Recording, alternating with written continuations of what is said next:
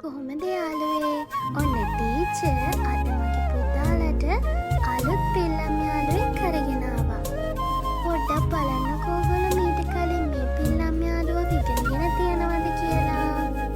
කියමු බලන්න මේ පිල්ලම් යාළුවාගේ නම මොකක්ද කියලා.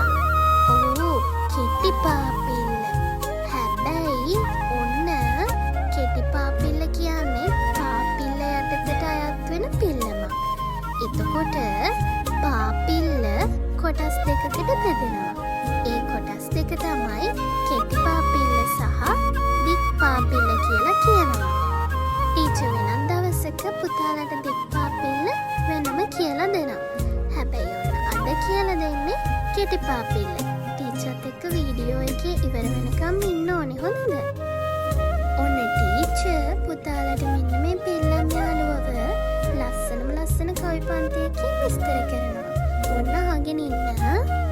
පාපිල්ලයි මගේ නම, පහලින් ඉන්නේ මම. ඌ යන්න නැත්තම් මගේ වැඩ ඔක්කොම නැති වෙනවා. කියන්න පුළුවන්ද ඔබට මං කවුදයි කියලා? එහෙනම් ඔන්න කියන්න බලන්න මේ පිල්ලම් යාළුවගේ ශබ්දය මොකක්ද කියලා. හරියට හරි.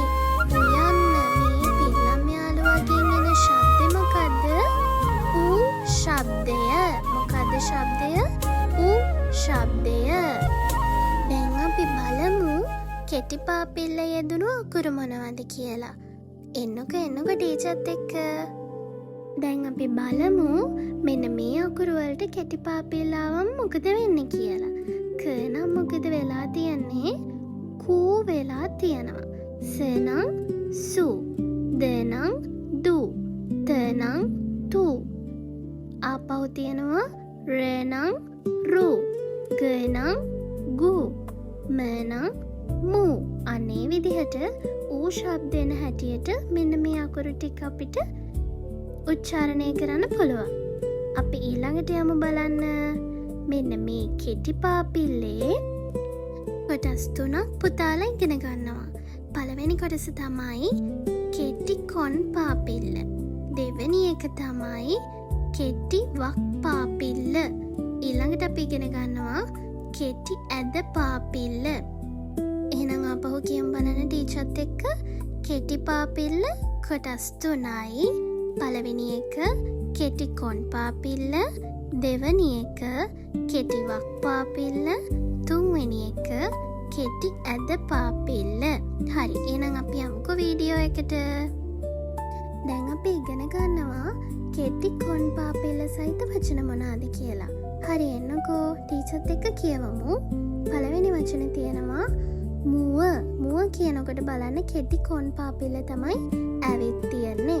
ඊට පස්සේ තියෙනවා සුව, මුහුද, නුවර, පුටු, සපු, කපු, පුවත, බුලත්, නුවණ.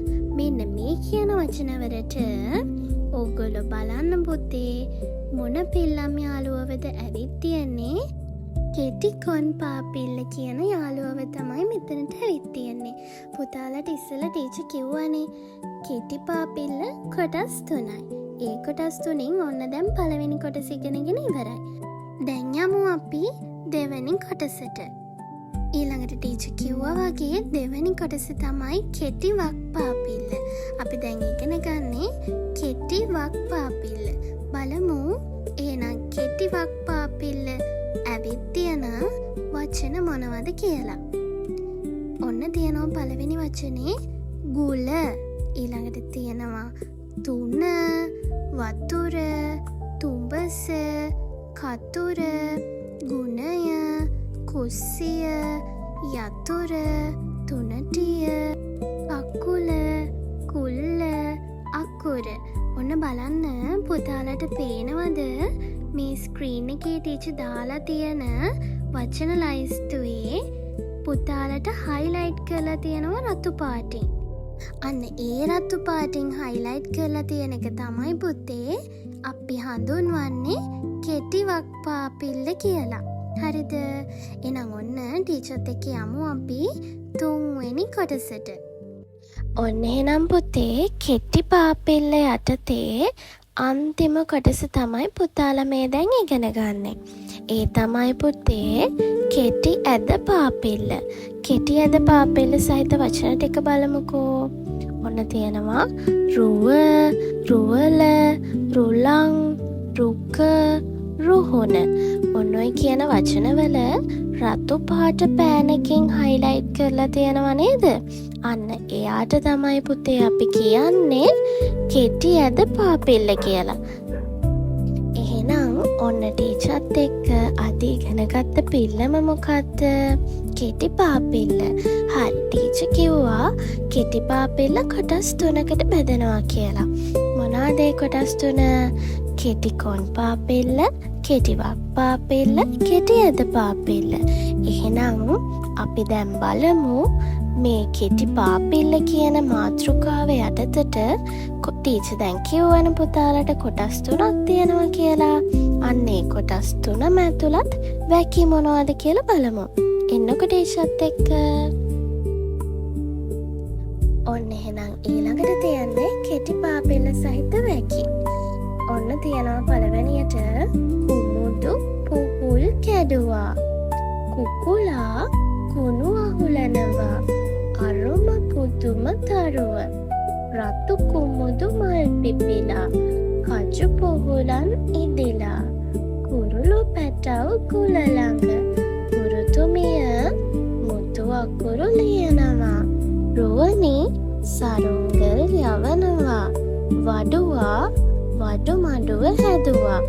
ඔන්න එහෙනම් ටීචර් අද කියලා දුන්නේ පුතාලට ලස්සනම ලස්සන පිල්ලම් යාළුවේ. ඒ කවුද කියමු බලන්න. කෙටි පාපිල්ල. හරි.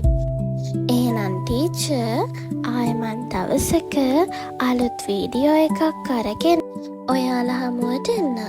එහෙනම් ටීචර් අදට මේ වීඩියෝ එක මෙතනින් නිමා කරනවා.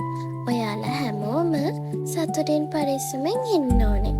ටීචර්ගේ වීඩියෝස් වලට ඔයා අද අලුත් යාළුවෙක් නම් එහෙනම් ටීචර්ගේ පරණ වීඩියෝස් ටික හිමින් සැරේ අම්මිත් එක්ක එකතු වෙලා බලන්න ඕනේ. එහෙනම් ඔයාලගේ අද ටීචර් සමු අරගෙන යනවා.